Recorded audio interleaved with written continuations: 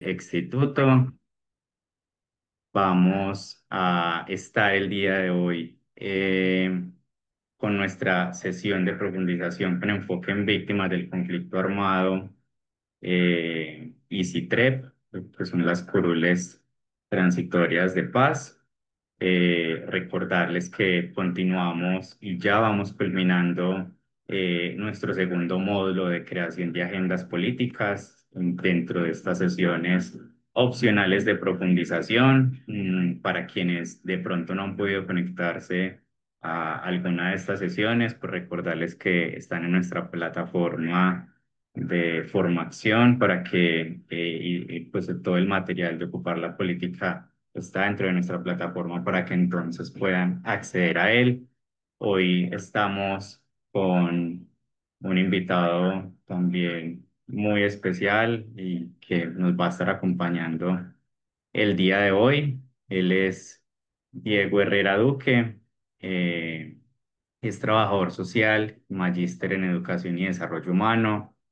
Aquí en Medellín fue subsecretario de Derechos Humanos del distrito, también expresidente del Instituto Popular de Capacitación IPC, y actualmente está dentro de la Corporación Viva la Ciudadanía como coordinador del área de paz.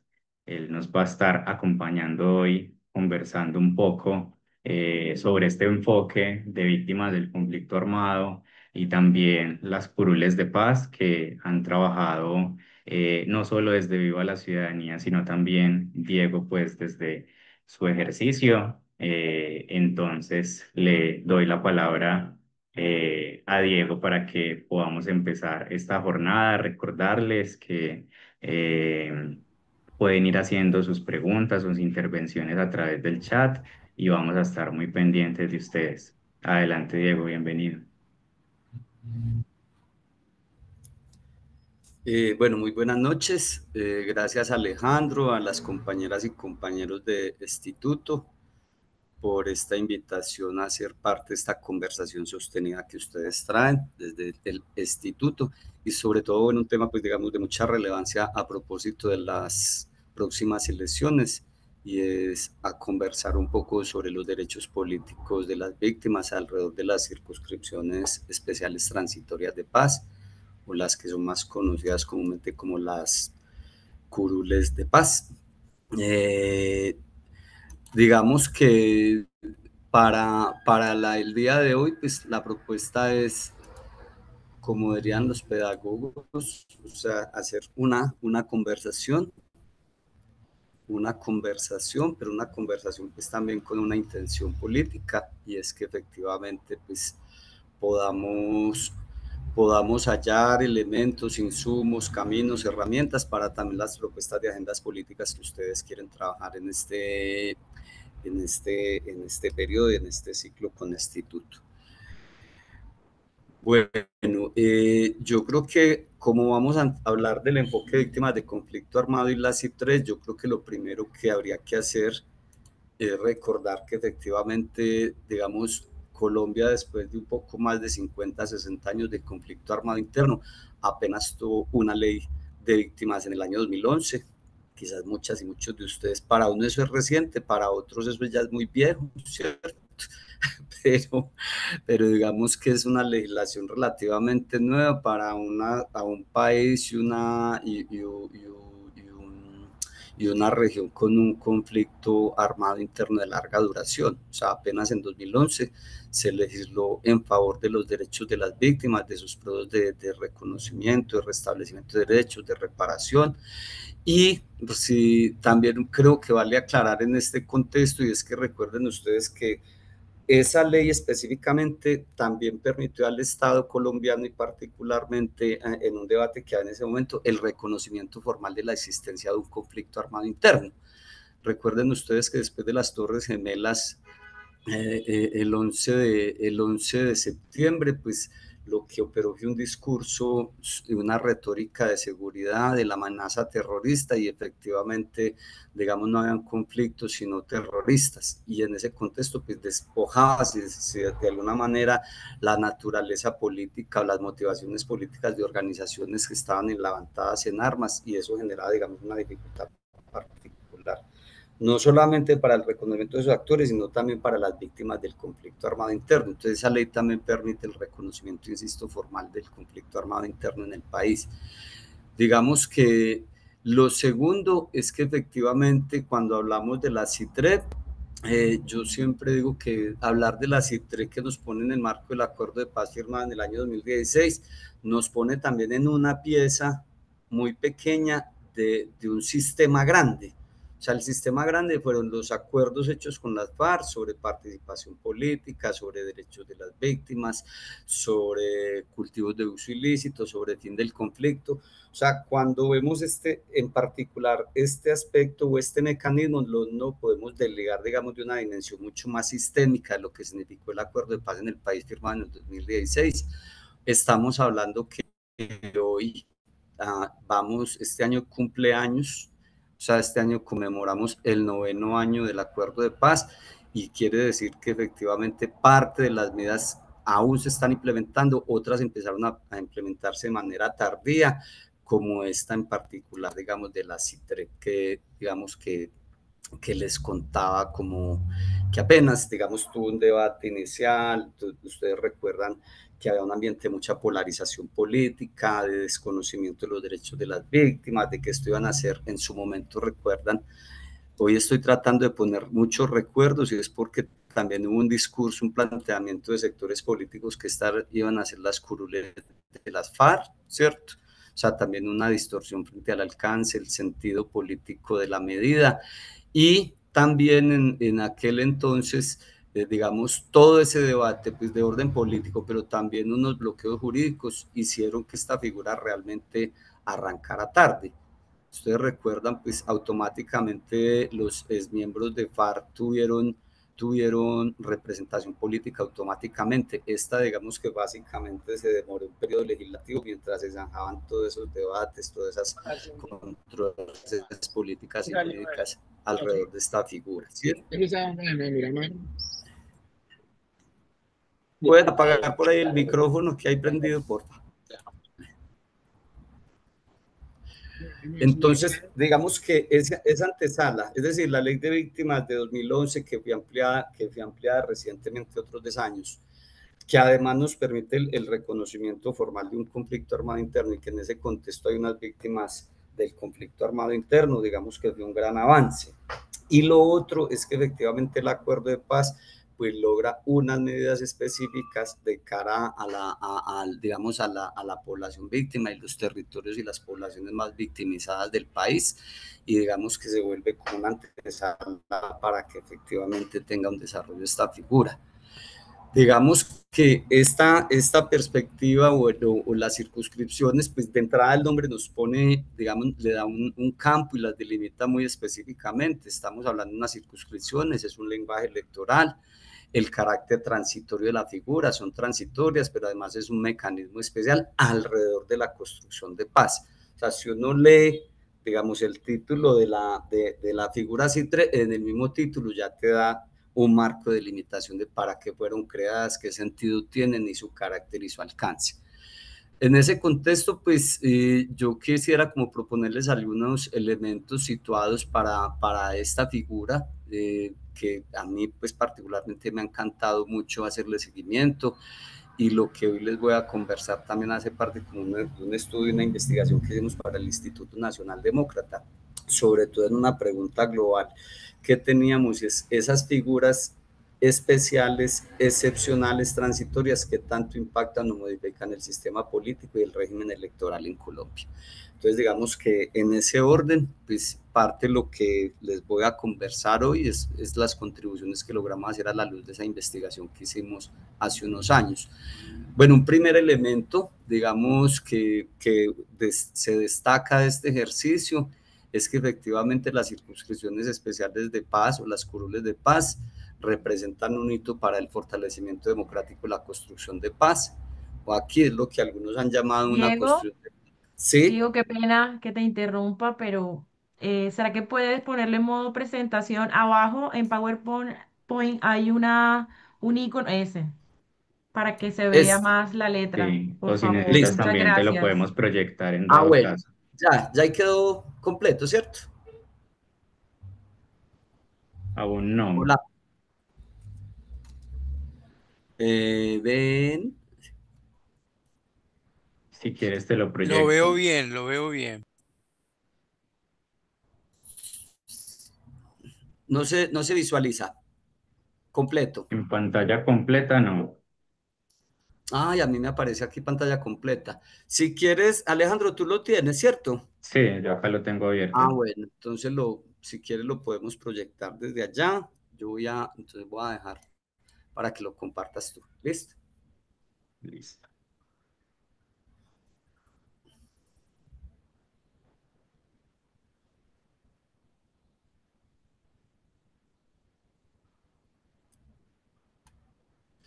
Bueno, entonces como les iba contando, digamos, un poco esta figura, digamos que como figura en un contexto situado, pues es fundamentalmente un hito en términos de fortalecer la democracia y la construcción de paz en el país, y digamos que tiene un profundo significado en un contexto de transición democrática con paz, ¿cierto?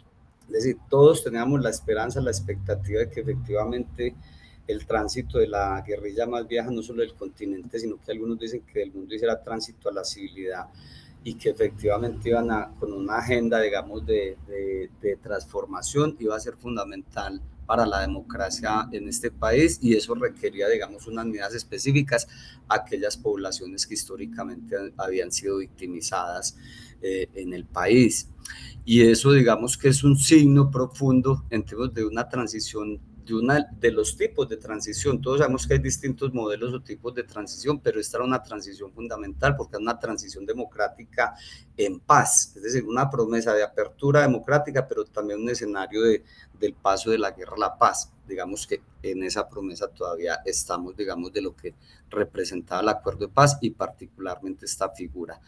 Lo segundo, digamos que es un elemento central, es que efectivamente pues, Colombia, donde más se ha exacerbado el conflicto armado interno, la confrontación, digamos, los efectos y las consecuencias de la guerra, particularmente ha sido en aquellas zonas y en aquella ciudadanía que ha estado, digamos, en situaciones de mayor vulnerabilidad, de mayor amenaza, o la población más desventajada por esas condiciones de exclusión, segregación, y, y que eso, digamos, le ponía a esta medida un campo muy específico donde debía implementarse. Es decir, en aquellas poblaciones que durante más de 50, 60 años han vivido con más rigor la guerra, la violencia, y en ese contexto, sobre todo la violencia política, y en ese contexto ya nos daba, digamos, como un criterio general de inclusión, de integración, pero también asegurar la representación política de esas poblaciones y de esas víctimas de esas regiones, digamos, más sufridas y más heridas, como dice la Comisión de la Verdad. Un tercer aspecto, y digamos que fue muy novedoso, muchas de las víctimas, y más adelante les voy a contar un poco una sentencia de la Corte Constitucional que hace referencia a las víctimas, pero muchas de estas víctimas, pues no solamente nunca habían tenido la posibilidad de ser elegidas, sino que tampoco podían elegir. Y parte de lo que hace la CITRES, digamos, como alcance, como planteamiento, es crear condiciones y garantías para hacer efectivos los derechos políticos de las víctimas y sus poblaciones, y las poblaciones más afectadas, sobre todo lo que llaman un derecho político de doble vía, el derecho a elegir, pero también el derecho a ser elegidos. Y entonces digamos que ahí hay un salto, digamos, en términos de apertura democrática fundamental, sobre todo para esta población, no solamente vulnerable, no solamente vulnerada, no solo desventajada, sino que también habían sido victimizadas con ocasión del conflicto armado.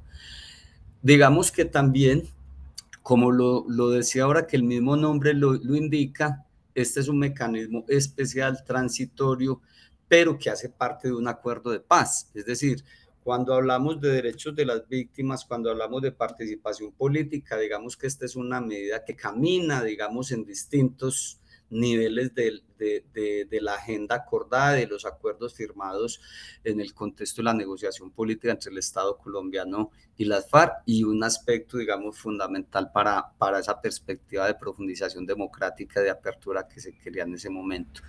Y digamos que también en este contexto, pues yo lo decía ahora, pues este año vamos a conmemorar el 9º aniversario del acuerdo firmado en 2016, pero realmente la figura de CIP3 es una figura que apenas es de reciente implementación para esta última legislatura.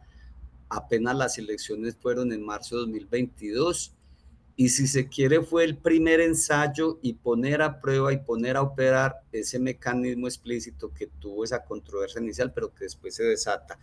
Y lo que demostró, digamos, la realidad política de estas regiones excluidas, de estas poblaciones victimizadas, es que efectivamente sí había un alto interés, había una alta vocación política y había, digamos, una urgencia de asegurar representación política de estos sectores en el Congreso de la República y particularmente en la Cámara. Eso lo dan los datos, o sea, más de 200 organizaciones en 167 municipios se presentaron, ¿cierto? Postulando a 402 candidatas y candidatos, y de estos, digamos, de ese ramillete, de este número de organizaciones, de este número de municipios significativos en 19 departamentos del país, salen estas personas aspirantes y quedan finalmente 16 representaciones a la Cámara de estas zonas priorizadas. Si ustedes ven, más adelante les voy a mostrar un mapa, si puedes pasar, Alejo, a la siguiente, porfa. Si ustedes ven ahorita esos mapas, digamos, donde operó, digamos, un criterio de priorización, es fundamental porque en esas zonas donde se desarrolló la medida, también la mayoría son zonas donde están los programas de desarrollo con enfoque territorial, los famosos PDTs. También muchas de esas zonas coinciden con zonas PENIS, ¿cierto? Para el plan marco de sustitución de cultivos ilícitos. O sea, fue, digamos, un modelo de negociación y de acuerdo político con distintas entradas a esas zonas, como les decía, que han sido más afectadas por el conflicto armado interno, y a esas poblaciones que en su mayoría habían sido victimizadas.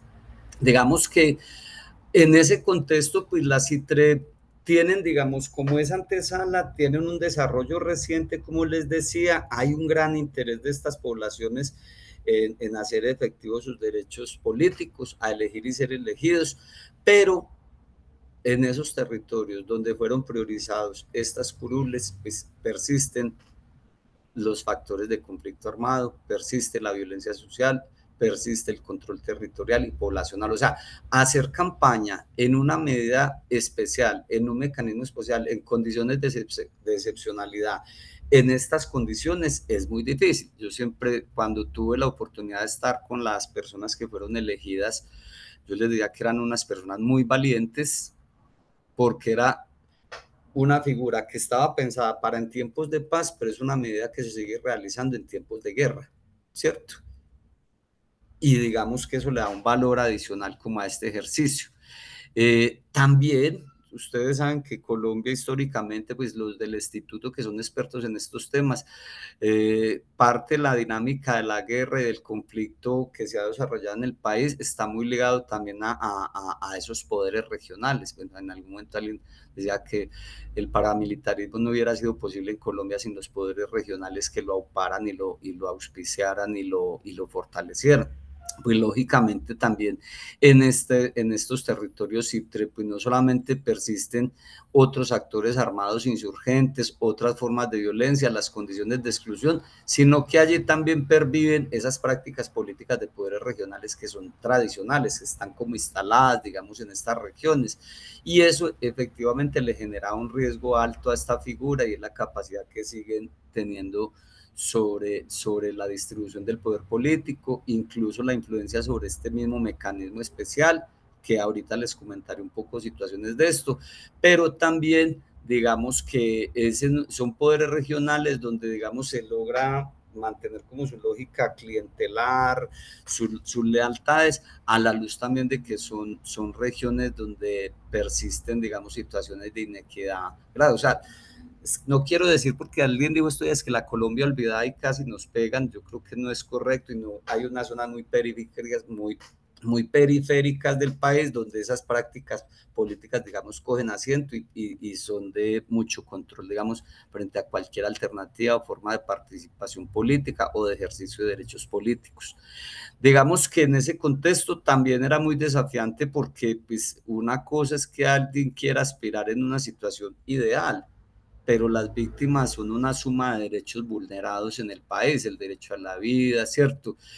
Bueno, además de muchos derechos violados por las situaciones de homicidios, de desplazamientos, de desarraigo, tal cosa, entonces les da una condición especial. Incluso era en este sentido de los derechos políticos recuperar una ciudadanía plena en una ciudadanía ya precarizada o incompleta, como lo definió la Corte Constitucional en una sentencia de 2021, ¿cierto? De esa medida especial para estas personas víctimas del conflicto en estas poblaciones requiere, digamos, medidas y condiciones excepcionales y garantías excepcionales precisamente por ese nivel de precarización de ciudadanía en que los ha tenido el conflicto armado y las distintas violencias.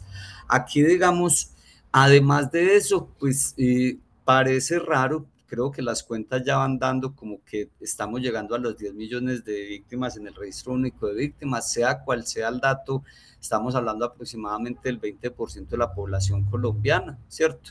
Entonces, digamos que tener un país con una población del 20% altamente victimizada y sin posibilidad de representación política era como ilógico.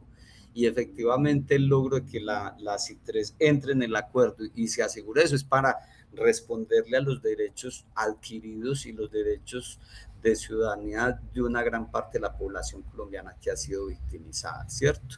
Ahí, digamos, como, no sé, para los que hayan leído, trabajado el informe de la Comisión de la Verdad, sobre todo en el tomo de la Colombia herida, sobre todo aquí es un poco esa Colombia herida que es rural, que es campesina, que es étnica, que además, digamos, es donde más se ha concentrado la violencia y los daños ocasionados por el conflicto armado interno. Y es precisamente a ese tipo de población de esa Colombia desconocida que se les restablecen sus derechos políticos, pero que además les dan la posibilidad bajo este mecanismo de asegurar una representación política en el Parlamento colombiano.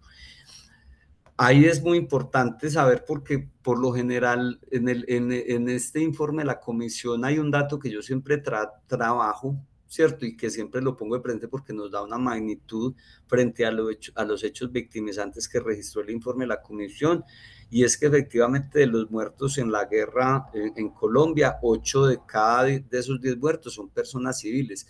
¿Qué quiere decir ese dato? Incluso si uno sube la cifra de los más de 120.000 desaparecidos que registró la Comisión de Esclarecimiento de la Verdad, nos daría que 9 de cada 10 muertos son personas civiles, ¿cierto?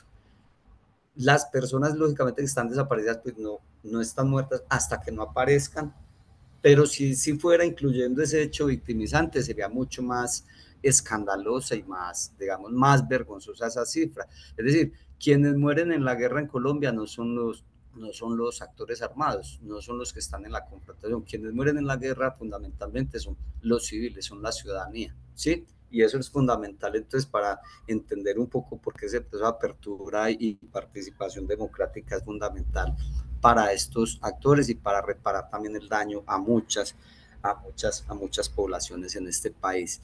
Y que efectivamente, como lo decía ahora, pues es un desafío porque es una figura, una medida pensada para tiempos de paz, pero persisten los factores asociados a la violencia, al conflicto. Ustedes saben, hay impunidad, el narcotráfico no se ha ido, se han reorganizado estructuras criminales, copamiento de territorios de otras estructuras. El Estado no llegó como se esperaba, ¿cierto? Porque siempre había la tesis de que por ausencia de Estado entonces estaban las organizaciones ilegales copando ese territorio. Pues precisamente cuando se dice estas estructuras al firmar un acuerdo de paz, pues dejan, y la pregunta era qué tanto el Estado tenía capacidad de incidir, tener una institucionalidad presente, inversiones, políticas, pero no fue así. Entonces esos factores persistieron alrededor de esta figura que estaba pensada para tiempos de paz. Alejo, pasamos.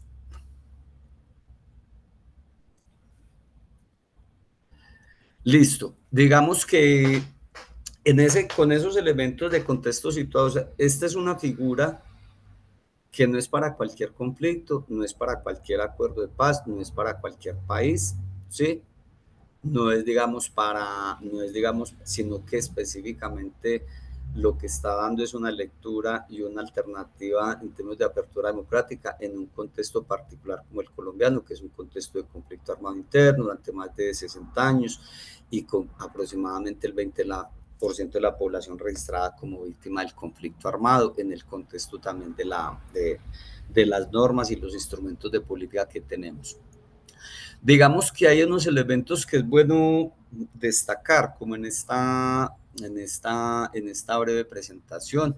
Yo cuando digo breve hablo más de la cuenta, me da mucha pena. Y es que efectivamente, pues si ustedes ven, insistir en que el acto legislativo del 02 de 2021, que la reglamenta, pues es un acto joven. Se firma el acuerdo en 2016, pero el acto legislativo sale en el 2021. Y a partir de ahí, digamos que define y le da lugar, digamos, mucha más claridad y especificidad a esta figura. En esto, pues digamos que queda claro que quienes aspiraran a ser candidatas y candidatos, lo fundamental es que debieran acreditar su condición de víctimas. Según una certificación especial, yo siempre la pongo de comillas porque lo que vimos después fue que a eso también se le hizo trampa, o sea, cualquiera se podía certificar como víctima simplemente con hacer el registro y que además pues la UARI le diera como un documento que acreditara esa calidad de víctima. Lógicamente también podrían participar una base organizativa que tienen estas poblaciones, estos territorios. Todos sabemos que donde están ubicadas las CITREL, los PDT, los PENIS, en lo fundamental hay también organizaciones campesinas, de mujeres, de víctimas, étnicas, étnico-territoriales, pero también habilitó la posibilidad de que los aspirantes se inscriban como grupo significativo de ciudadanos, ¿cierto? Digamos que allí pues, fue una decisión a mi modo de ver acertada en abrir la posibilidad, en articular esto a un planteamiento organizativo, pero también, digamos, dejó fisuras cuando abrió la figura de los grupos significativos de ciudadanos, porque pues por ahí también, digamos, que se colaron otras aspiraciones y otras candidaturas. Lo cierto es que efectivamente lo que hace digamos, este perfil de candidatas y candidatos que pudieran aspirar con estas características es que efectivamente reconoce el pluralismo social y político en la democracia en el mundo rural. Es decir, por lo general, como en términos electorales y en términos de democracia electoral, los grandes centros de votación son los centros urbanos. Entonces aquí digamos como que es un elemento también de que esa representación política también, vuelvo, insisto, le da como entidad y reconocimiento a esas otras voces y esos actores que juegan en la democracia en el mundo rural, que poco digamos, son reconocidas como en otros sentidos. Don Edgar, ¿está pidiendo la palabra? Muchísimas gracias. Diego, ¿usted cree que esa segmentación poblacional y territorial para las víctimas del conflicto y la forma del mecanismo sí son una apertura democrática para construir la paz? Que sí, yo creo, yo creo que es un gran avance en términos de apertura democrática. Por lo que les decía ahora, o sea, es una medida que nace en un contexto de un acuerdo de paz, que reconoce la participación política de las víctimas, de las poblaciones más afectadas por el conflicto, pero además efectivamente un aspecto que es central, que ahorita lo desarrollaremos más, es hacer efectivos los derechos políticos de las víctimas a elegir y ser elegidos, o sea, que puedan tener representación política y que puedan elegir a sus propios representantes. Como está concebida, diseñada, pensada la figura, es un gran salto, digamos, dentro de una transición democrática. Los desarrollos son los que ya muestran problemas, ¿cierto? Entre la finalidad que se tiene y los desarrollos que, digamos, que no deseados que puede haber tenido, lo decía ahora. Pervive una figura que se desarrolla en medio de situaciones de conflicto, pesada para tiempos de paz, pero no hay paz. Es una figura que se desarrolla también en regiones donde están muy consolidadas unas prácticas tradicionales políticas, como de líderes políticos locales que tienen control, que tienen capacidad de injerencia sobre el mecanismo y también sobre la vida política local. Pero desde mi punto de vista y los que hemos trabajado esto, pensamos que fue un gran salto en términos de democracia, sobre todo para esas personas y para esas regiones que allí fueron priorizadas, ¿cierto? Ya el desarrollo del mecanismo es el que hay que seguir evaluando que sea mejor, que responda, digamos, a lo que inicialmente estaba previsto y que se ha visto también en el marco de como les decía, un enfoque más sistémico del acuerdo de paz. ¿Listo? Muchas gracias, muchas gracias. Listo, don Edgar, con gusto. Si ustedes ven, yo lo empezaba a comentar ahora, o sea, esta figura reciente, una reglamentación reciente, pero digamos que no estuvo por fuera la controversia política y jurídica, ¿cierto? Es decir, se volvió también un desafío por ser un mecanismo especial y en ese sentido, digamos, para generar condiciones y garantías para la participación política, que es en el punto en el cual se inscribe este mecanismo. Si ustedes ven, lo que reconocen particularmente es los derechos políticos, insisto, de las víctimas a elegir y ser elegidos, pero también reconoce fundamentalmente la posibilidad de que esas zonas del país tengan una representación política ante el poder central, en la Cámara de Representantes, y en ese sentido, por eso se le da un lugar más en el punto de participación política, así sea en el campo de reparar el daño político ocasionado a las víctimas del país. No está en el punto 5, sino en el punto de participación política. Digamos que en ese contexto, pues la figura es una figura, insisto, temporal, especial, y solamente opera para dos periodos constitucionales consecutivos. Quiere decir que estamos ensayando la figura en este primer periodo y es el momento como de reconocer los aprendizajes y los desafíos, porque se viene ya, digamos, entiendo yo que ustedes en las agendas políticas están mirando esto con especial detenimiento, porque ya se viene el otro momento electoral donde efectivamente podrán volver a aspirar. Yo supongo, imagino, creo y quiero que van a ser, digamos, muchos aspirantes y que efectivamente sí respondan a los sentidos y al alcance y la filosofía de lo que quedó en el acuerdo de paz, y es la representación política de las víctimas y de estas poblaciones, ¿cierto?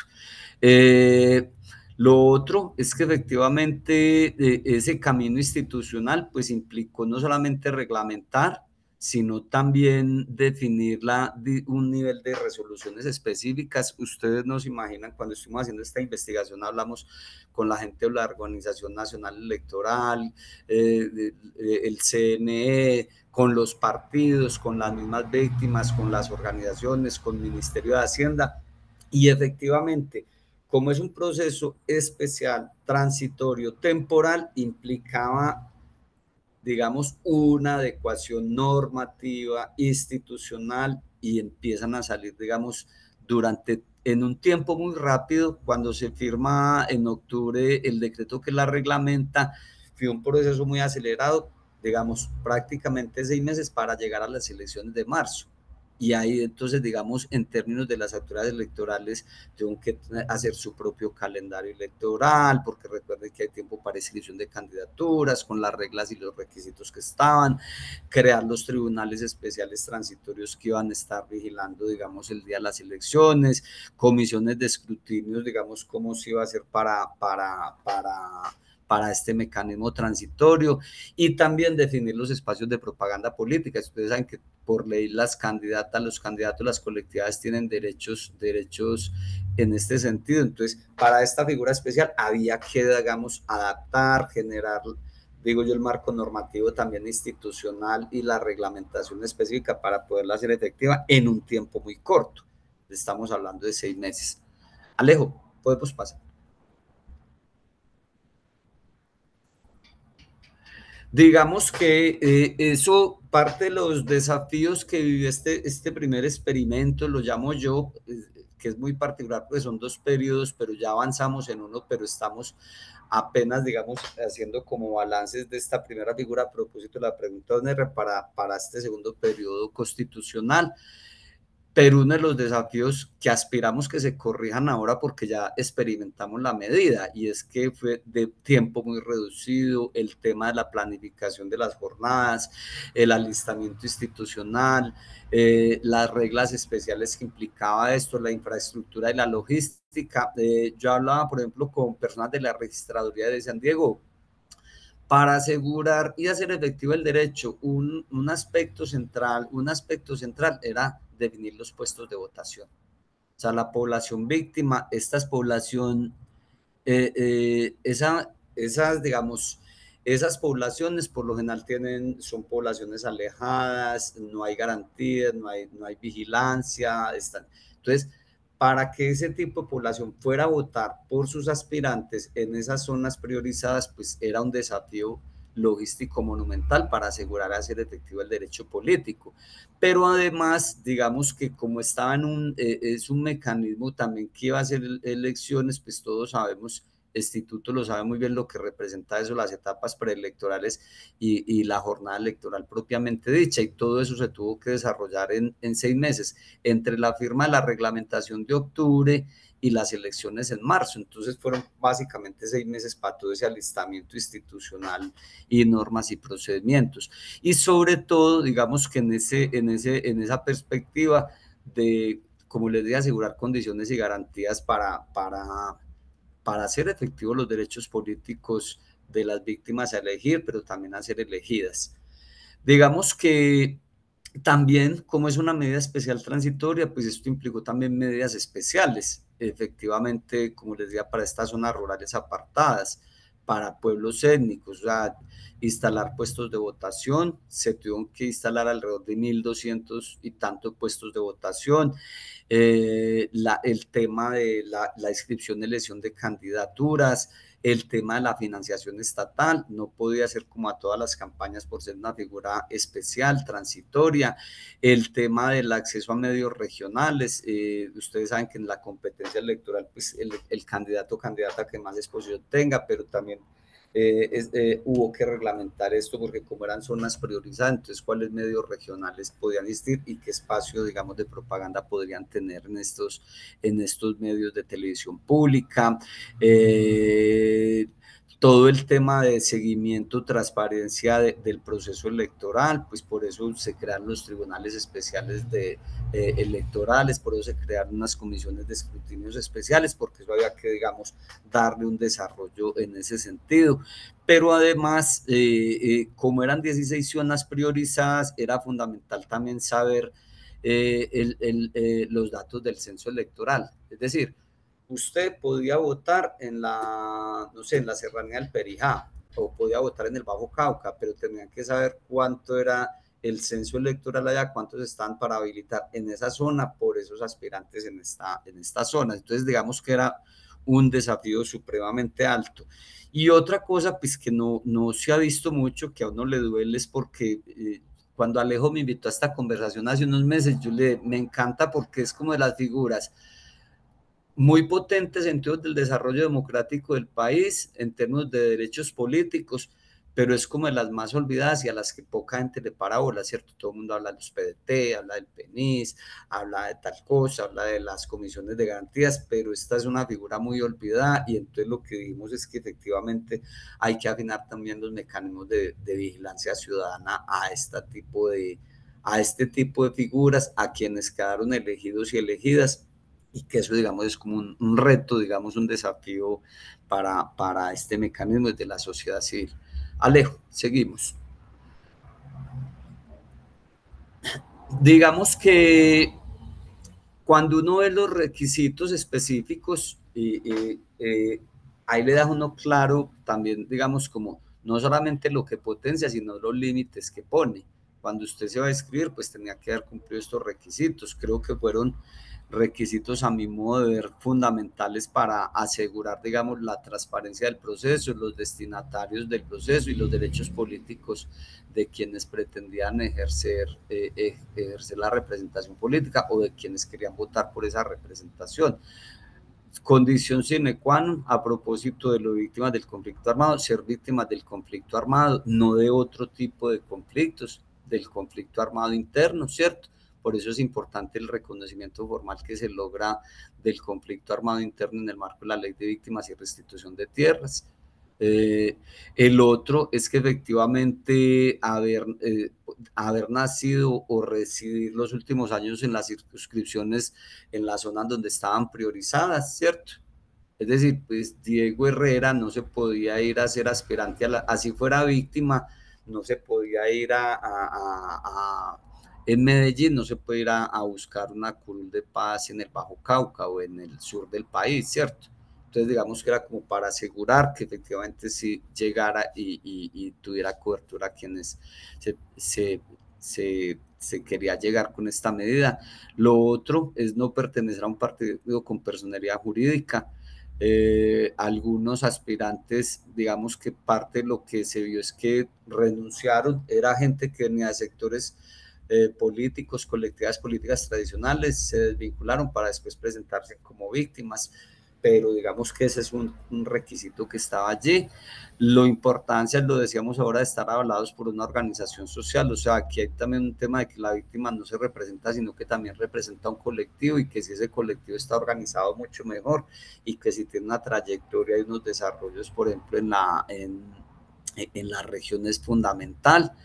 Ahí encontraron experiencias muy bellas, procesos de memoria, procesos agrarios, campesinos, procesos étnicos, o sea, en esta idea de que ser avalados por una organización social, lo que uno también podía ver en temas de las y los aspirantes es que las víctimas, a pesar de ser víctimas, están organizadas en distintos procesos muy significativos, y que hay una base social importante organizada alrededor de esas poblaciones y estos territorios. Que no haya sido candidato, digamos, por un partido político a cargos de elección popular, ser mayor de 25 años, bueno, nacionalidad colombiana, no tener antecedentes penales, no tener contratos públicos 6 meses antes de elecciones, no haber sido funcionario público 12 meses antes de elecciones, no tener parientes cercanos con autoridad política. Digamos que cuando uno ve los requisitos, eran unos requisitos muy desafiantes, digamos, para asegurar, como les digo, que fueran el propósito y el alcance político de la medida, pero también era muy retador en términos de transparencia que no le hicieran conejo a los requisitos. Por ejemplo, nos dimos cuenta que habían aspirantes que han contratado con el Estado antes y que estaban tratando y que no informaron. O en el caso, por ejemplo, de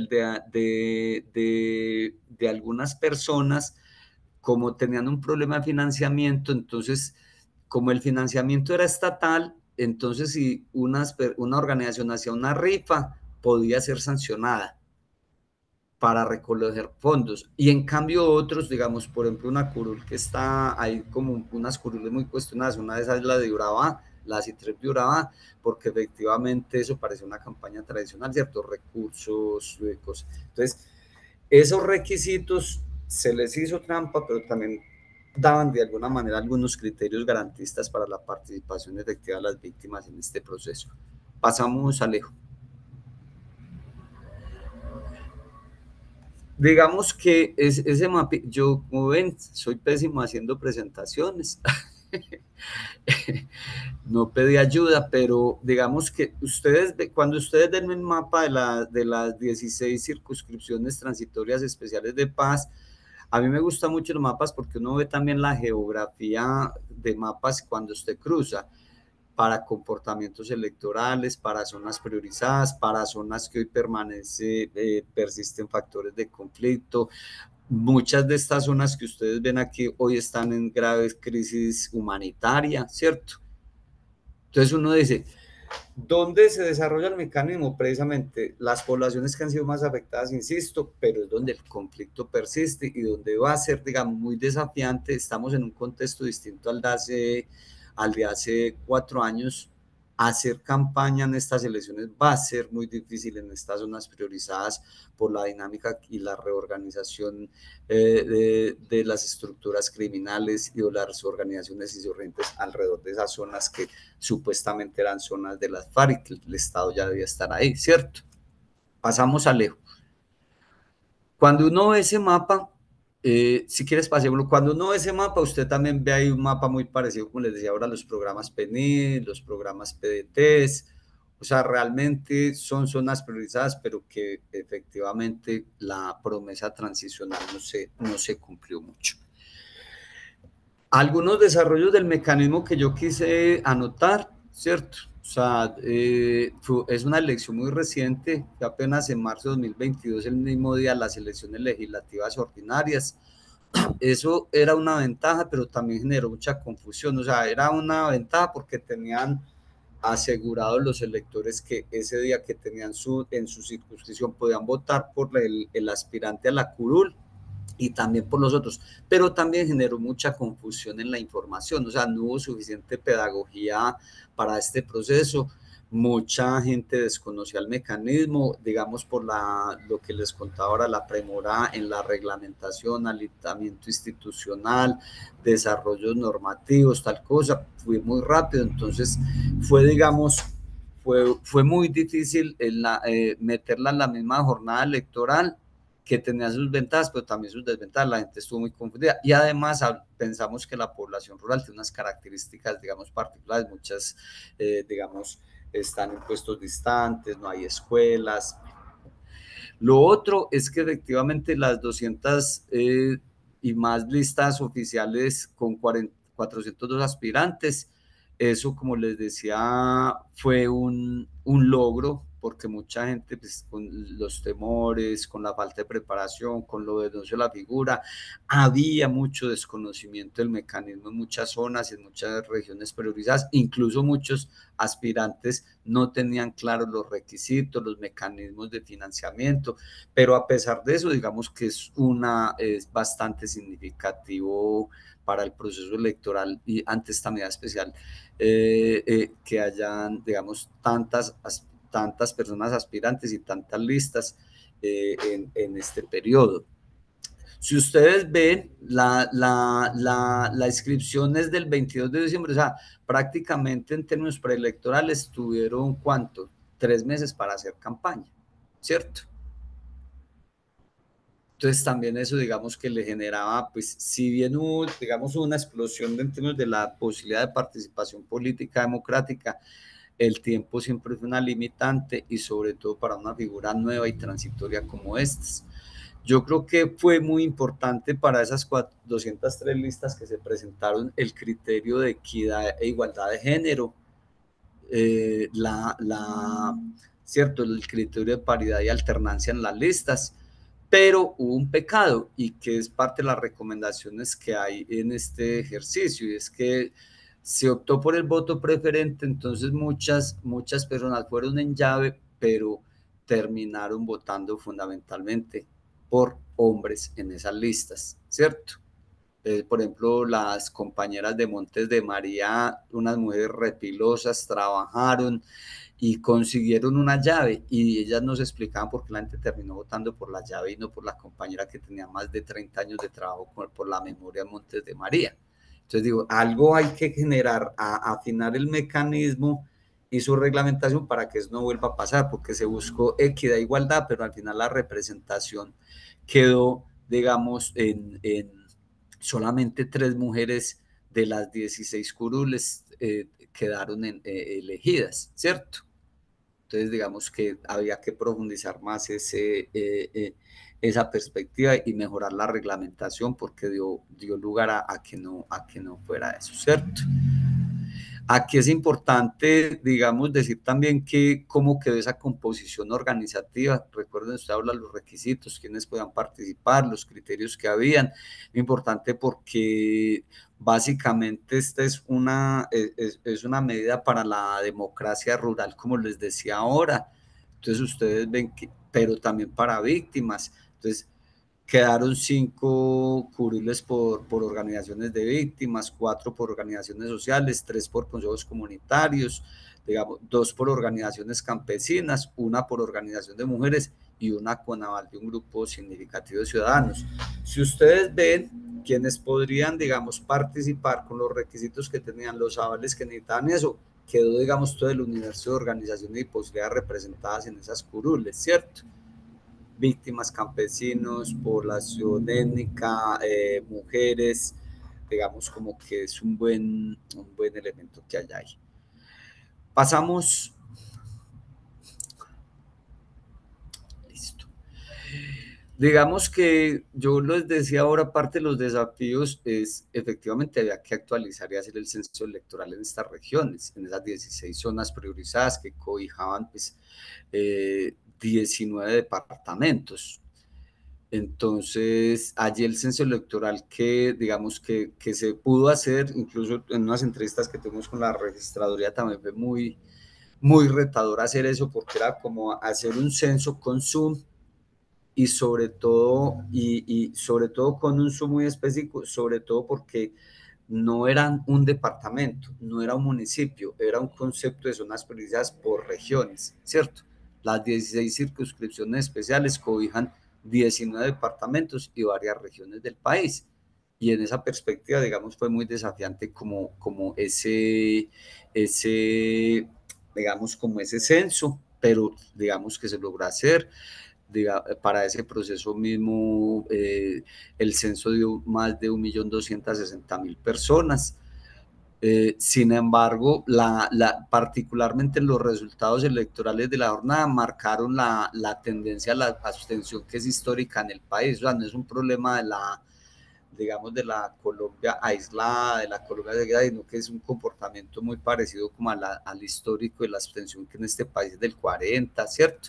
Miren que ustedes, perdón, del 60, miren que es una abstención del 57.2%, y que básicamente es como un dato muy significativo para, pues digamos, para saber. Algunos decían, bueno, lógicamente en la operatividad, la logística del proceso, mucha gente no sabía que había nuevo puesto de votación, ¿cierto? Mucha gente no inscribió la cédula.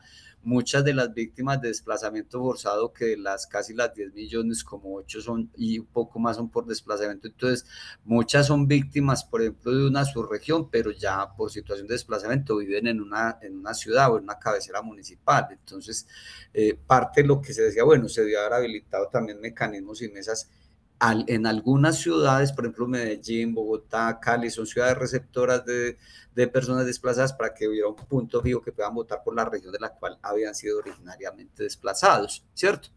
Cosas como que, entonces que eso también explica de alguna manera el nivel de abstención, otro lo de la poca información, como les dije, poca pedagogía, el mismo funcionariado de las autoridades electorales están supremamente confundidos, el Ministerio de Hacienda no sabía cómo reglamentar el financiamiento público en una medida provisional. Entonces, bueno, entonces digamos que en ese contexto, pues era muy difícil, digamos, como que esto era, pero a pesar de eso, pues digamos que fue una votación, digamos, significativa frente a las curules. Hoy quiere decir que esas 16 personas que nos representan o que representan las víctimas de los territorios, pues salieron con 533.000 votos, no es una cifra menor, ¿cierto? Estamos hablando de que, por ejemplo, el actual presidente sacó un poco más de 11 millones, entonces estamos hablando de que no es un dato menor de que haya un gran porcentaje de población en estas zonas apartadas, aisladas y hayan votado de manera significativa a pesar del nivel de abstención presentado. Pasamos a Alejo.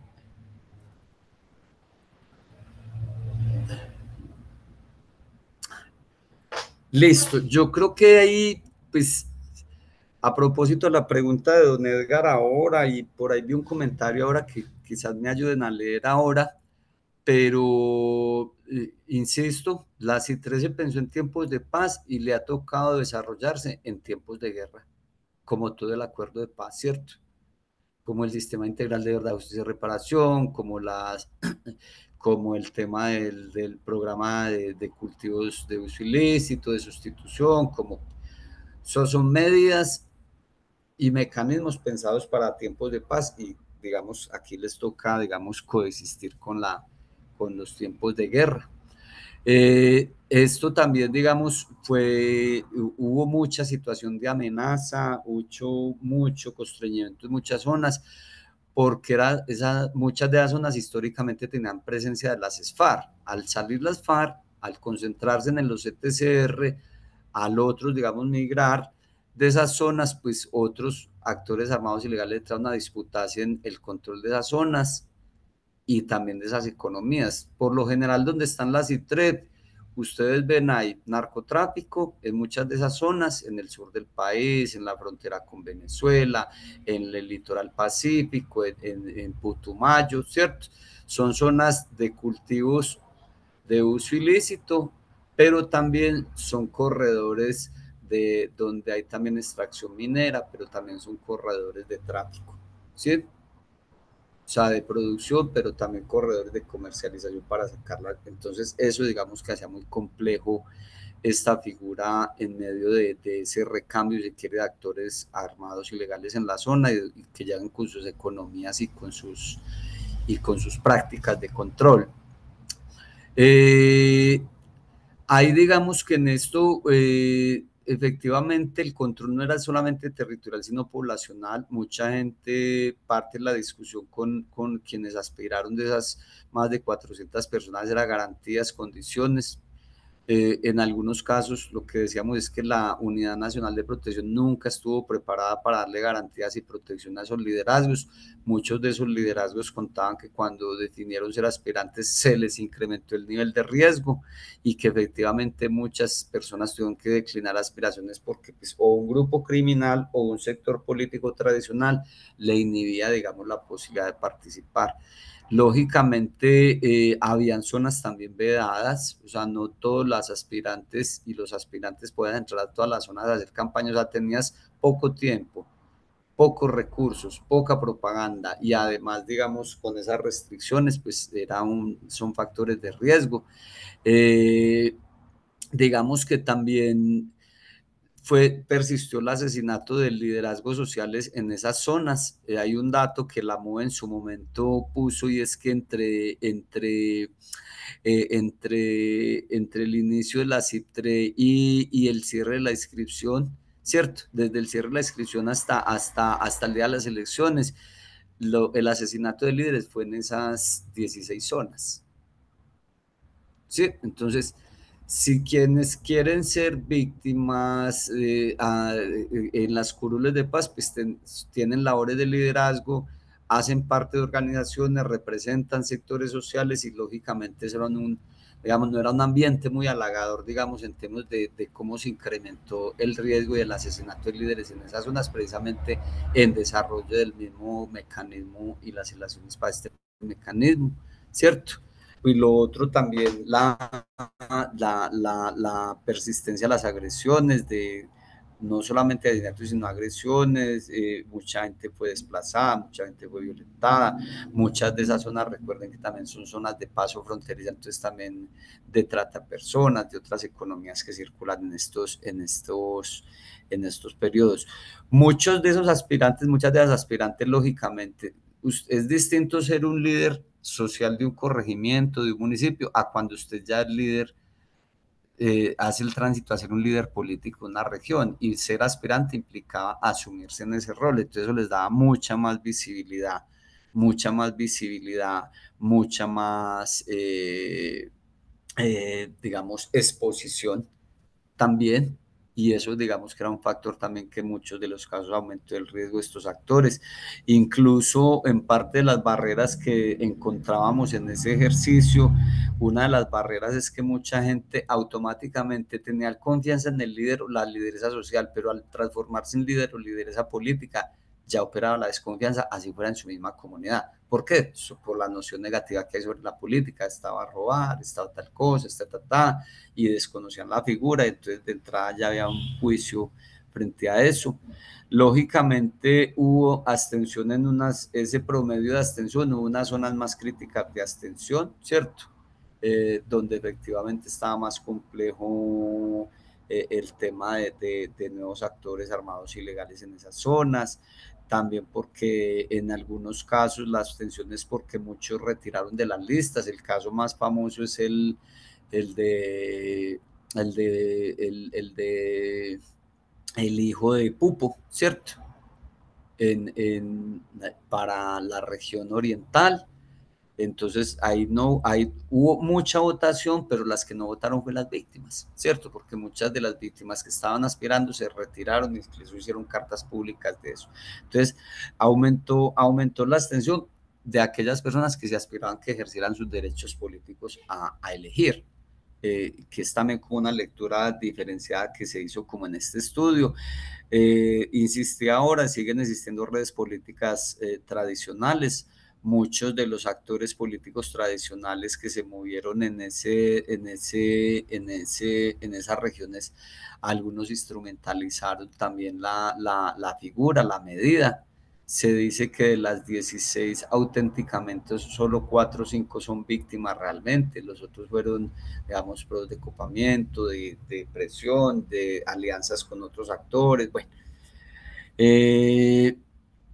como les decía, hubo muchas renuncias de aspirantes a campaña en algunas zonas priorizadas y lógicamente fenómenos como el financiamiento irregular de campañas. Hace poco precisamente parece que abrió una investigación y salió algo, por ejemplo, de la Curul de Paz de Urabá, ¿cierto? Bueno, y lo mismo contaban en otras zonas del país. Pasamos a Alejo, que voy a ir terminando, que ya me da pena con ustedes. Lógicamente, pues como este es un curso que ustedes están haciendo también como para poner agendas políticas, también esta figura pone unos desafíos, yo los llamaba un poco pues, conceptuales, ¿cierto? La novedad, lo transitorio, lo excepcional, lo especial en el marco de un acuerdo de paz.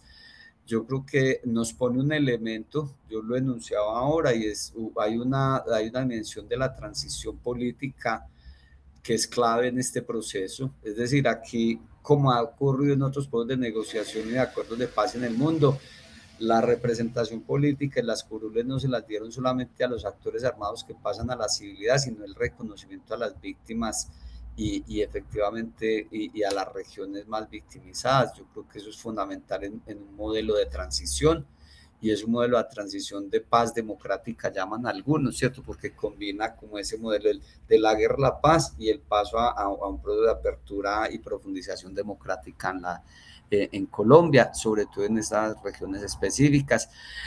Lo segundo, incluso, no sé, que abran abogadas y abogados,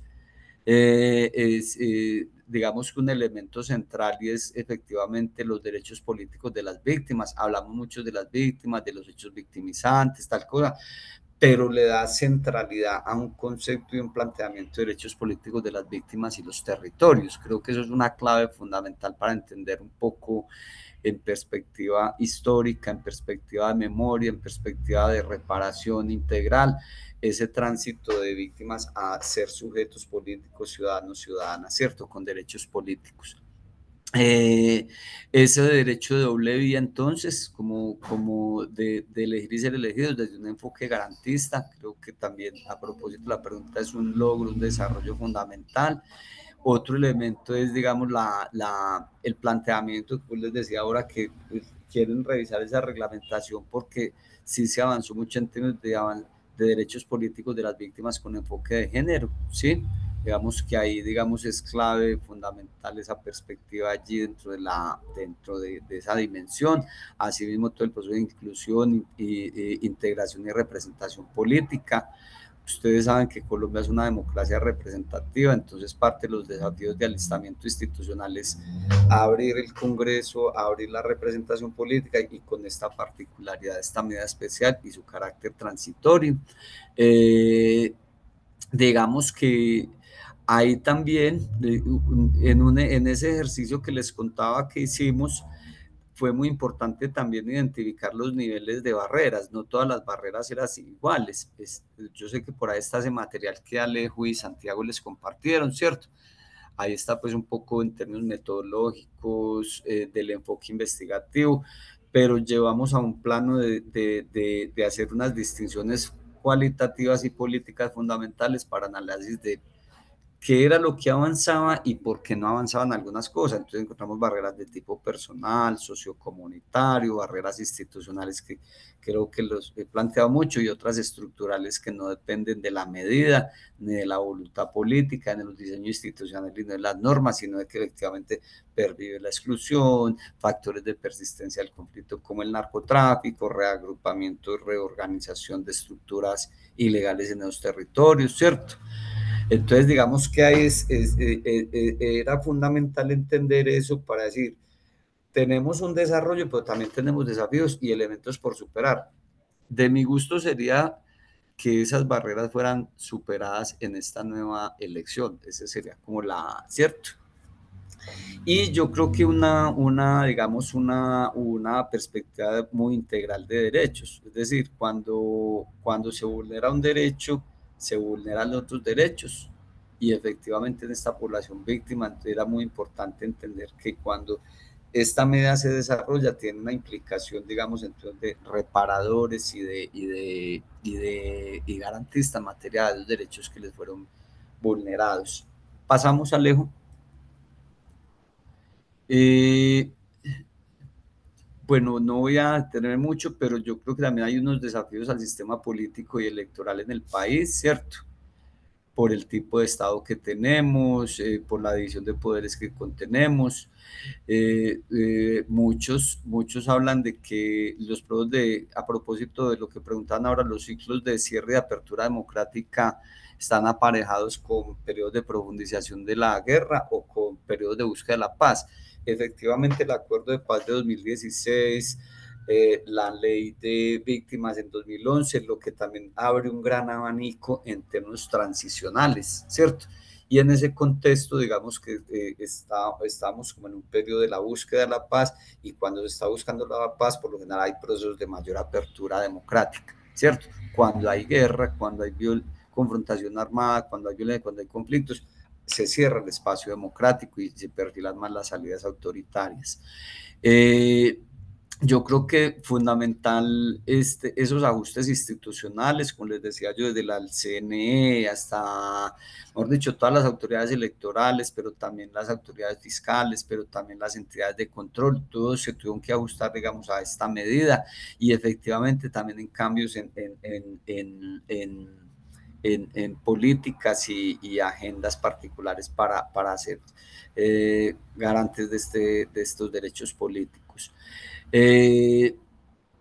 Aquí hay un elemento, muchas y muchos hemos trabajado una hipótesis de que en Colombia efectivamente se ha desconocido la naturaleza política de la agresión. O sea, las víctimas no son víctimas porque sí, entonces que un elemento fundamental es reparar la democracia por el daño ocasionado del conflicto, y digamos que es uno de los mecanismos de manera más explícita, si se quiere, para reparar el daño ocasionado a la democracia, y sobre todo esa democracia rural que ha sido agraviada, sitiada y limitada, ¿cierto? Un avance fundamental, y creo que fue que a pesar del ejercicio de polarización inicial y la controversia jurídica y política, pues también al final se logró constituir un espacio de consenso político entre diferentes actores y sectores políticos del país. Es decir, ética y políticamente era muy difícil decir que usted se opone a un mecanismo que repare a las víctimas, que les permita ejercer derechos políticos y que efectivamente haya una representación política de ellas y de sus poblaciones y esos territorios. Entonces yo creo que también fue un elemento de consenso fundamental, y digamos que en este sentido también le fija al Estado, digamos, una responsabilidad en temas de reconocimiento y protección de esos derechos políticos de esas personas en este contexto. Pasamos a Alejo.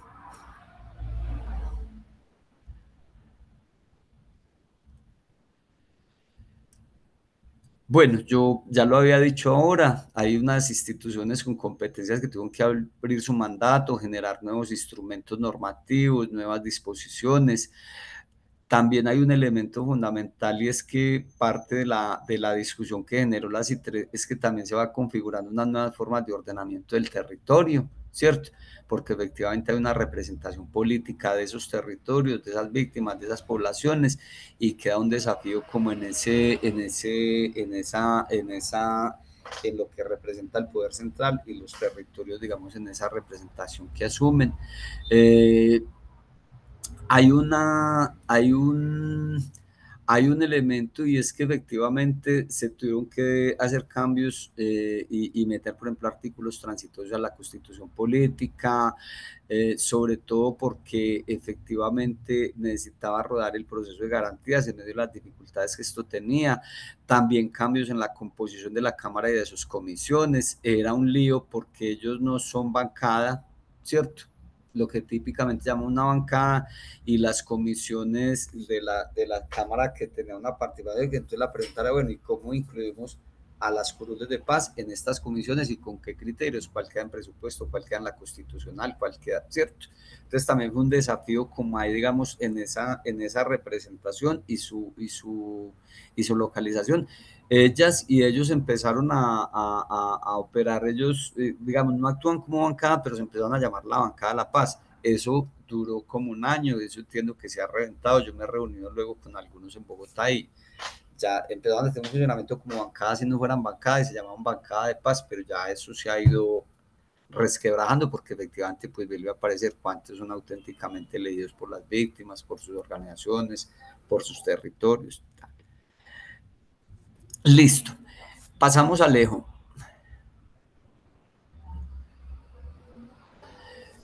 Aquí hay unas recomendaciones muy gruesas. Yo creo que ese proceso necesita más pedagogía ciudadana, más pedagogía política, más pedagogía social, incluso una comunicación mucho más amplia. Hay que fortalecer la articulación institucional. Esto suena muy sencillo, pero uno encontraba que entonces autoridades electorales no hacían nada, que si el Ministerio de Hacienda no emitía el decreto, que si entonces se quedaban como del corcho en el remolino.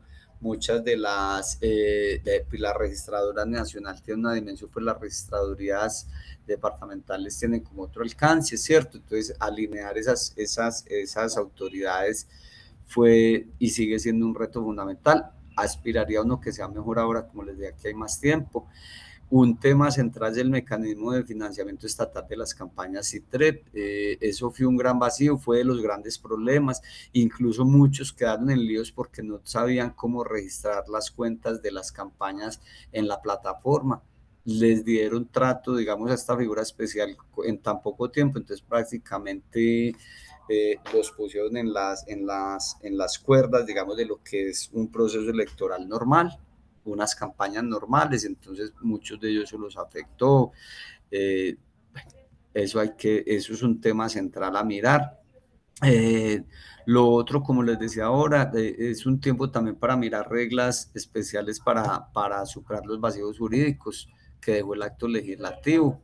Muchos de los desafíos son normativos en este sentido, entre otros, pues, lo más notable, como les decía ahora, es el tema de la participación de las mujeres, ¿cierto? Y hay unas personas, digamos, que le van a trabajar a eso. Los tiempos de inscripción de candidaturas, es decir, si las inscripciones terminaron el 22 de diciembre y las elecciones fueron en marzo, pues era casi imposible hacer una campaña con problemas, como les decía, de orden público, de financiamiento. Aquí digamos que un poco es habilitar, la gente lo planteaba, esto no son cosas mías, la gente lo recomendó porque entrevistamos a todos los aspirantes, a muchos de los aspirantes, perdón, y a casi todas las personas elegidas. El tema de la propaganda política, entonces es fundamental un plan integral de comunicaciones, ¿cierto? Es decir, pues no sé, un candidato o candidata, un aspirante en Bajo Cauca, pues debe tener el espacio en Teleantioquia, por decirlo así, ¿cierto? Pues los otros dirán Telecaribe o no sé. Y también un conjunto de acciones afirmativas, digamos, para este proceso.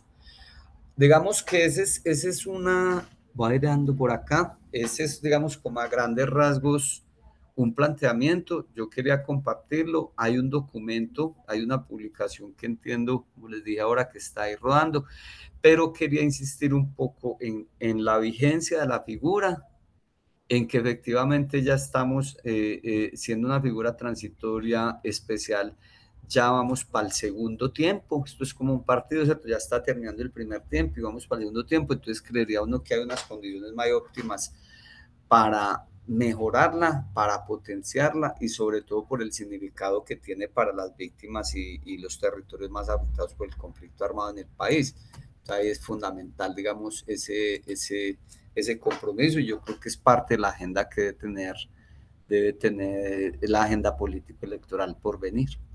Bueno, yo dejo por allá a Alejo, compañeras, compañeros, no sé si hay algunas preguntas, yo no he abierto el chat o algunos comentarios, me gustaría escucharme, no pensé que me fuera a demorar tanto, qué pena. Igual por ahí, Diego, tienes, si algo, otras dos diapositivas de No, recomendaciones que vi por ahí, por si de pronto igual estos se los compartimos pues a nuestros súbelas. participantes. Sí, sí. ¿Cómo, Diego? No, que sí, ya les compartiendo que ya vi que está un poco tarde, entonces si de pronto hay comentarios, preguntas. Listo, por aquí Daniel tiene la mano levantada y antes de que haga su intervención por aquí en el chat, pues Marta nos decía en un momento que cuestiona pues esas figuras de participación, que no es tan satisfactoria la participación política de las víctimas a elegir y ser elegidos por medio de votación en desigualdad ante los victimarios que por el acuerdo de paz obtuvieron curules a Senado y Cámara por derecho propio de ser guerrilleros y también mencionó en el momento de los riesgos que otras situaciones que se presentan en el periodo electoral es la participación de algunas supuestas víctimas con apoyo en sus campañas por partidos tradicionales. Listo, adelante, Daniel.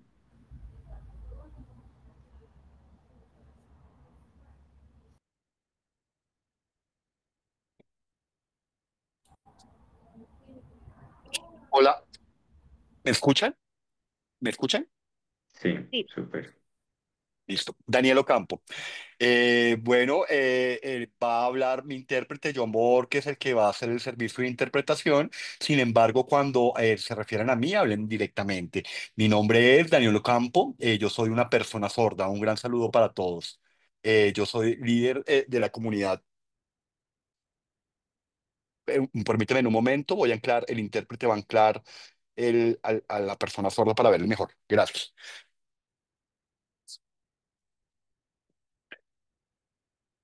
Daniel también está ajustando su pantalla para ver su rostro. Listo. Daniel Ocampo. Entonces, inicialmente agradecer, por supuesto, a Diego la explicación tan profunda que ha hecho sobre el conflicto armado y sobre las víctimas y cómo, de alguna manera, esa posibilidad de las víctimas de ser representantes y de tener una curul. Yo no tenía idea de nada de esto que hemos conocido el día de hoy. Yo no tenía esa información. Y claramente cuando pienso en términos empáticos sobre las personas con discapacidad, veo que hay muchas personas con discapacidad que han sido víctimas, han sido desplazadas, etcétera. Sin embargo, veo que para las personas con discapacidad no hay atención, ¿sí? Veo que de repente hay atención a esas personas como que tienen situación de vulnerabilidad de pobreza o campesinos, en efecto, que sí hay ahí, pero también al interior de esas poblaciones hay personas sordas y hay otras personas con discapacidad, sin embargo, no son visibles, pareciera. Entonces, la pregunta es cómo hacer que estas estadísticas de las que hemos hablado pues sean visibles y permitan la participación política y permitan ese derecho de participación política para las personas con discapacidad. No solamente pensando en tema de campesinos, mujeres, que son generalmente personas oyentes, porque entonces yo me pregunto cuál es la participación de las comunidades sordas y tampoco veo participación de las personas con discapacidad. Entonces, claro, muchos de ellos querrán participar, pero tienen temor porque no hay formación, no saben cómo acceder. Sí, por ejemplo, yo en algún momento Yo en algún momento que yo conocí a muchas personas sordas que fueron víctimas y no tenían y no tienen esta información de absolutamente nada. No tenían ni idea tampoco de estos criterios que mencionaste para ser representante o candidato a una CITREP, de una curul de CITREP. Entonces yo me pregunto cómo son estos espacios de formación para garantizar la accesibilidad para las personas sordas y las personas con discapacidad, ojalá en lenguas de señas, por ejemplo. Como Daniel Ocampo, sí, yo no tenía ni idea de todo lo que estamos hablando el día de hoy. Entonces me imagino cómo lo entienden o cómo va a ser peor el desconocimiento de todas las víctimas del país. Y no solamente lo pienso para nosotros, lo pienso porque es un tema transversal. Sí, por ejemplo, una persona sorda, pues como ustedes saben, es una persona sorda, pero puede ser del sector rural, pero además esa persona sorda puede ser mujer y además, como les digo, es persona sorda, pero además puede ser víctima de conflicto, ¿sí? Algún tipo de violencia o secuestro, etcétera. Y ese tipo de, digamos que concurrencias es a lo que llamamos interseccionalidad. Interseccionalidad, ¿sí? Que de alguna manera es de gran impacto y nos permite pensar en una importancia fuerte y nos hace preguntarnos por qué no participamos en política, por qué no se le abren esas puertas a los demás. Entonces, por ejemplo, ustedes conocen a una persona que se llama Jorge 40, ¿sí? El hijo, ¿sí? Es una víctima y él es un CITREP, uno de los del Curul de Paz. Entonces yo creo que hay también una contradicción que una persona hija de un paramilitar sea representante CITREP. Entonces creo que también muchas personas como que dicen que son víctimas y creo que no cumplen con muchos requisitos de transparencia. Vemos que no hay una participación política porque esta información pues es reciente, ¿sí? Esto no permite una democracia. En la presentación que tú hablabas decías de la paridad, decías de la cuota de género, decías de cómo está la distribución de las curules indígenas, afrodescendientes. Entonces yo me pregunto, las personas con discapacidad, las personas sordas que también han sido víctimas, ¿sí? Esta es la dificultad, es una reflexión muy profunda, ¿sí?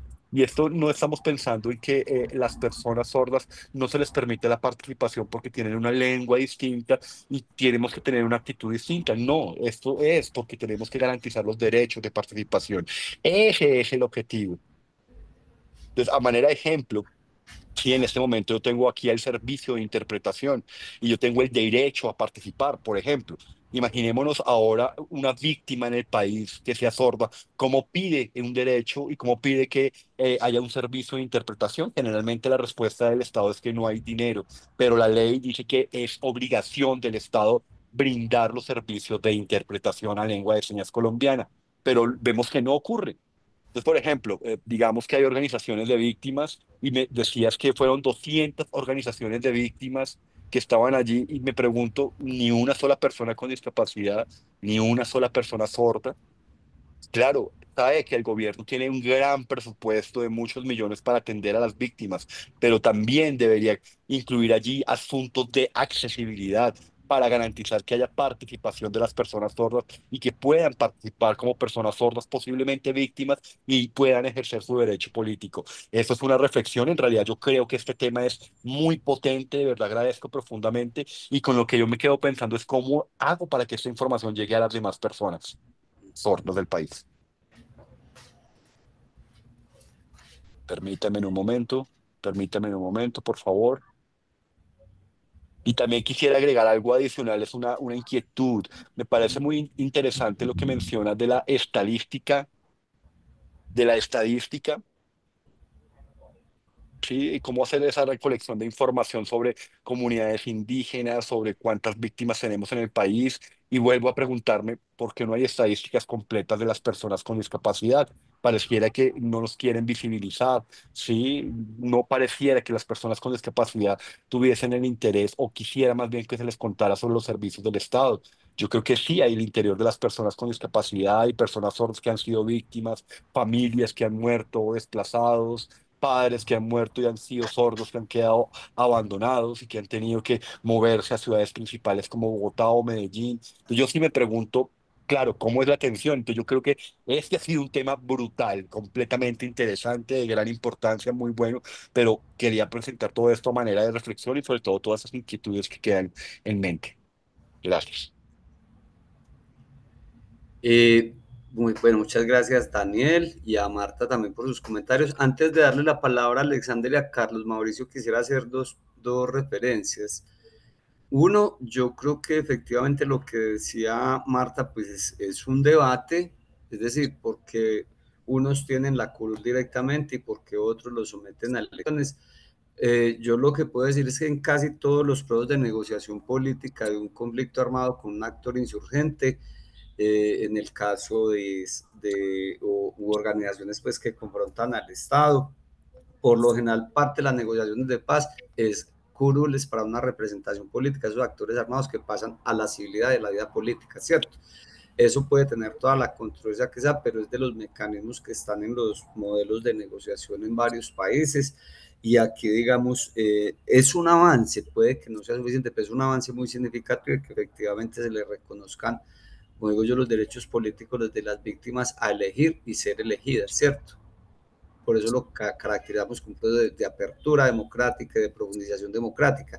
Y con esto conecto un poco con lo de Daniel. Yo creo que también es un desafío porque efectivamente esta perspectiva garantista integral de derechos, pues no debería ser solamente para unas poblaciones. Incluso esa pregunta que Daniel, o esa reflexión que nos traía sobre la población con discapacidad, dentro de la población víctima hay mucha población con discapacidad por efectos de la guerra, tal cosa. Y entonces en algún momento la reflexión que tenían en Bogotá con eso es, bueno, ¿cómo hacer y cómo generar un mecanismo para que esa representación política en esa perspectiva más interseccional logre también una representación de distintos sectores que están dentro de esas comunidades, que han sido víctimas, pero que son personas con discapacidad, que han sufrido distintas violencias, distintos hechos victimizantes, ¿cierto?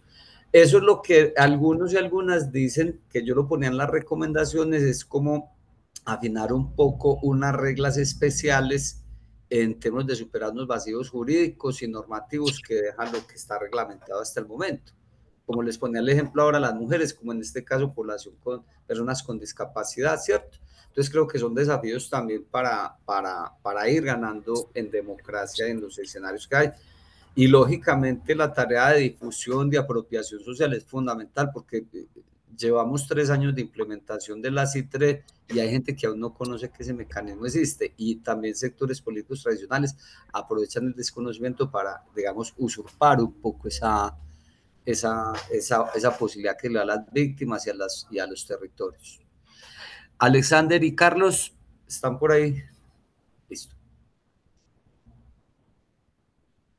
Bueno, muchísimas gracias. Primero que todo, pues muy amable por ese espacio tan importante también que nos han ocupado respecto a la FITREP. Creo que es fundamental para que todas las personas vayan conociendo sobre los métodos de participación que tiene esa importante curul. Como le dijiste, pues bueno, yo soy Alexander, yo vivo en una de las zonas especiales de paz en el sur del Tolima, en Río Blanco, CITREP número 15. Y en este momento, de modo experiencial, yo quiero pues compartir con todos que una de las grandes preocupaciones que se tiene respecto a, por ejemplo, la CITREP en sitios como los nuestros es la participación de grandes grupos políticos acompañando directamente a varios de los que ya ostentan ser candidatos, incluso anticipando campañas. Creo que infortunadamente la CITREP se ha presentado para, como no tiene la misma lupa que puedan tener otros procesos electorales, entonces falta a la garantía de los derechos de participación de las personas y especialmente, esencialmente, la participación de las víctimas y los campesinos. Entonces, cuando hablamos de garantía de derechos, pues realmente, si no aprendimos con la primera y en esta, lo que son la registraduría y el CNE, no ponen la lupa en los territorios como estos, van a volver a quedar esas curules especiales de paz en manos de personas que no van a hacer la representación que están necesitando en nuestros territorios.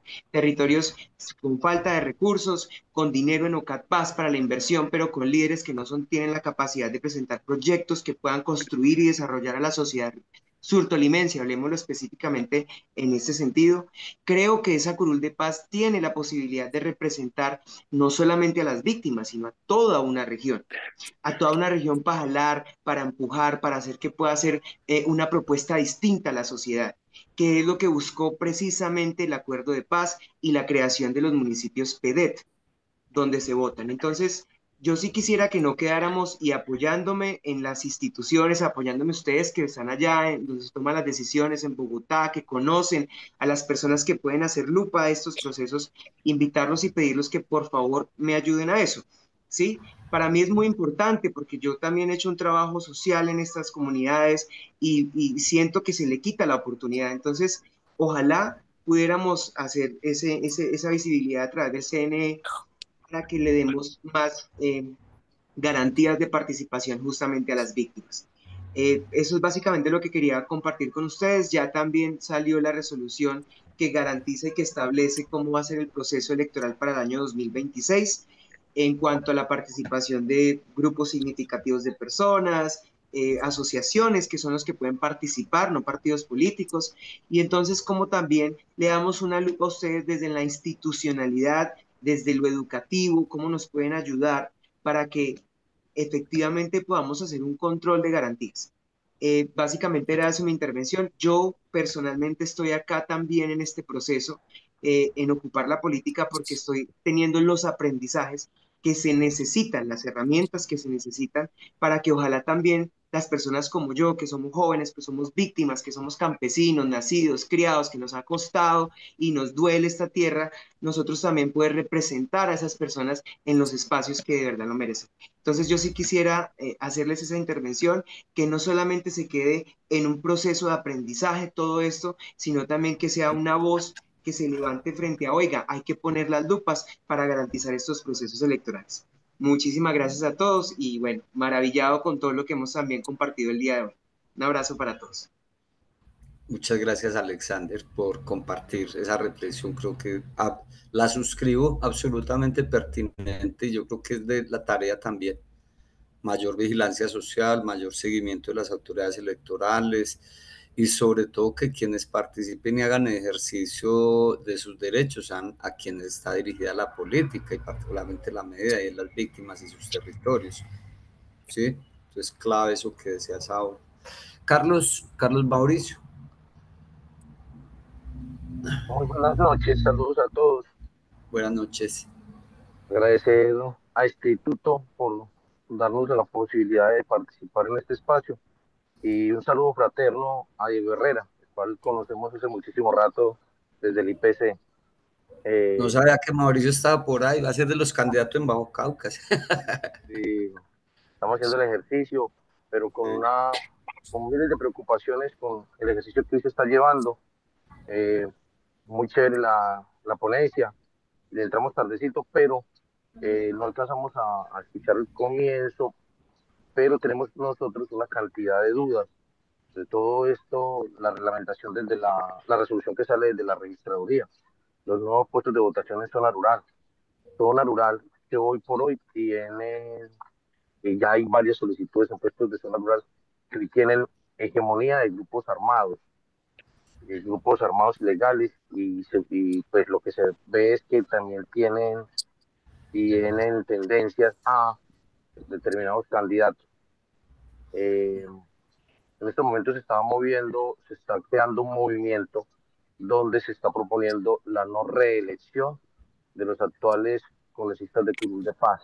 Se quiere proponer que no haya reelección para los actuales congresistas de Curul de Paz y vemos pues con buenos ojos esta situación porque quienes hoy arrancamos con el propósito de llegar al Congreso haciendo un ejercicio social, que los tenemos ya hace muchísimo rato presencia en los territorios, un ejercicio reconocido entre las comunidades, nos encontramos en desventaja con la maquinaria política que hoy han estructurado los actuales congresistas.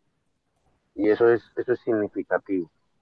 Hoy maquinaria política y económica, y lo cual deja muy mal representados a los intereses de las comunidades y el ejercicio que se viene realizando, nos vemos descompensados, ¿cierto? Porque si bien estamos hablando de una financiación de las campañas, del movimiento que tenemos que hacer, todo esto requiere de un músculo económico. Y este músculo económico, pues, vemos que frente a estos actores congresistas nos vemos descompensados. Entonces, por eso se está promoviendo este movimiento un tema, una demanda, algo que se pueda regular de la Corte Constitucional, pero sobre todo buscando sentarnos con el ministro del Interior, que también tiene que ser la reglamentación desde el Ministerio del Interior, no la conozco todavía para esta elección. Hasta el momento nos estamos quedando sin reglamentación. Si bien la registraduría está sacando la resolución donde dice los pormenores que debe tener la elección, el Ministerio del Interior debe regularlo, porque la Corte Constitucional en el 2023 tomó la regulación que se había expedido en el 2021 y creemos de que en estos momentos, ratifico, nos encontramos maniatados frente a la estructura política que se ha desarrollado en los actuales congresistas y la resolución 6875. Esa resolución es de la registraduría del Consejo Nacional Electoral, si no estoy mal.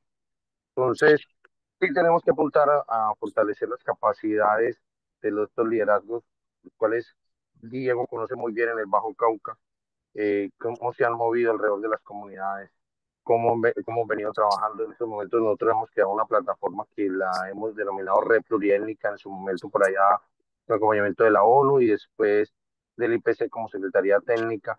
Estamos revisando, ella no tiene personalidad jurídica, pero estábamos revisando, porque eso también lo dejamos a un lado, pudiera la Red Pluriétnica avalar candidaturas a Cruz de Paz, pero como encontramos son más de 108 organizaciones de 6 municipios del Bajo Cauca, cada uno con ya una afinidad política y entonces ya se nos queda totalmente complejo. Hay que revisar la reglamentación y nos preocupa mucho que la ley de víctimas, la 2421, si no estoy mal, si recuerdo, la cual permite y da prórroga para que las personas puedan declarar. Han aparecido demasiadas personas declarando y en estos momentos hay unas que han adquirido ya, pues que son víctimas del conflicto. El país está lleno de víctimas del conflicto, pero ellos han llegado de manera oportunista a querer declarar simplemente por participar en este espacio. Entonces sí hay cosas que vamos a empezar a denunciar.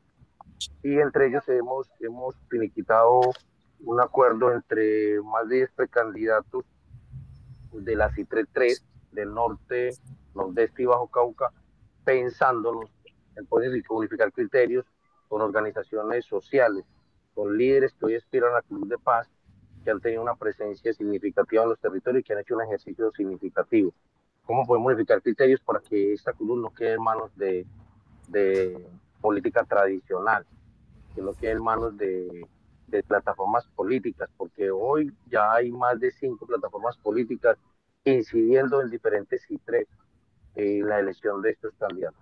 Entonces, como para poner la lupa, yo la ciudadanía ha hecho un buen ejercicio hace muchísimo rato y creemos de que es momento oportuno, antes de que lleguen las inscripciones, empezar a visibilizar estas acciones. Además, cabe añadir de que si hay prórroga para la implementación del PD, de los programas de desarrollo con enfoque territorial, nos podemos pensar de que puede haber una prórroga a la CITREC. Pues podemos pensar de que la Cruz de Paz puede ser prorrogable por 2 periodos transitorios más. Y queremos trabajar también en esa iniciativa, ¿cierto? De la implementación del acuerdo. Justamente el día de hoy, entre el día 20, 21 y 22, estamos en la segunda fase de priorización de los proyectos PD para los 13 municipios de la CITRE. Entonces estamos trabajando con la ARP, justamente hablando de estas iniciativas PD que hoy como grupo motor en su momento por ahí en el 2017 priorizamos para nuestro municipio. Bueno, no queda más que agradecerles y excelente la intervención. Muchísimas gracias. Mauricio, muchas gracias, hermano, y qué alegría escucharlo y qué alegría saber que están embarcados en ese propósito. Yo creo que en eso coincide Alexander, el compañero del Tolima, tú, o sea, hay que aumentar la vigilancia, hay que estar muy pendientes de la reglamentación. Recuerden que esa reglamentación anterior también tiene vacíos jurídicos y excelente esa idea que está moviendo de ampliarlo, porque tenemos para 2 periodos constitucionales y como han sido una figura pensada para tiempos de paz y se ha desarrollado en medio de la guerra, yo creo que cabe también el argumento de decir por qué es necesario pues definir si hay otro periodo, si tal, porque además tuvimos 4 años de retraso en la figura, ¿cierto?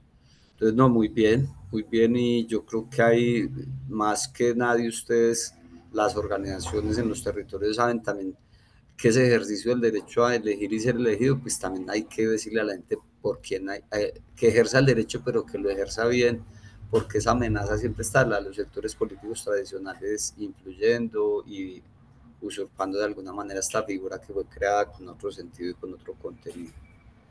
Muy bien. Alejandro, no hay más palabras pedidas, ¿cierto? No, por el momento no. No sé si alguien más quiera hacer algún aporte para que levante la mano antes de que cerremos el ejercicio.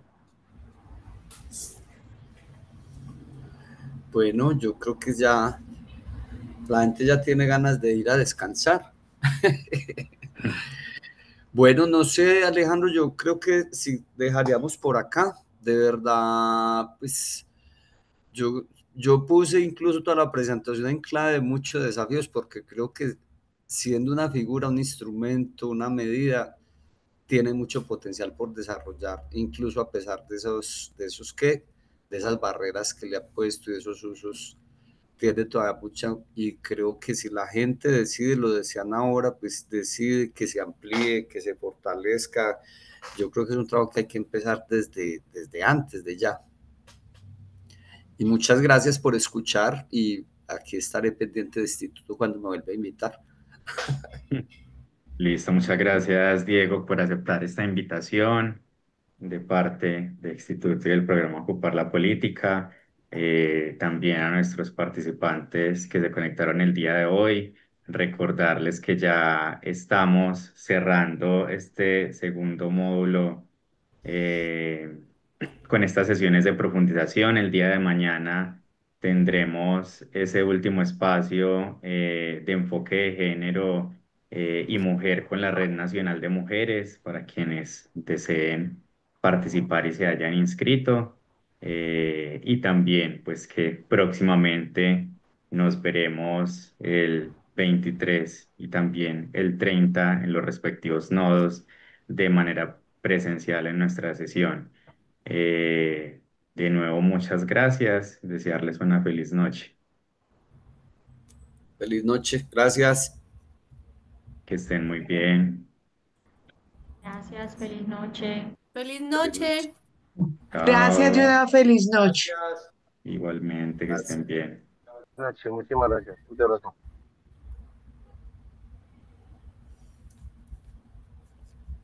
Bueno, muchas gracias. Finalizamos el servicio de interpretación. Que tengan una feliz noche. Muchas Feliz gracias, noche, Lau, gracias. John. Feliz noche. Gracias Muchis- por todo este Muchísimas servicio. gracias a todos. Una preguntita, qué pena, Alejo. No vi link Hola. de asistencia. ¿No es necesario? No, no es necesario en estas sesiones de profundización, no te preocupes. Mil gracias a ustedes, muy amables. El Señor les bendiga. Un abrazo. Gracias. Chao, que estés bien. Un abrazo, Alex. Chao, Diego, que estés bien. Chao, Estamos Alejo, conversando. gracias. Feliz noche. Listo, hermano. Gracias. Listo, chao. Chao.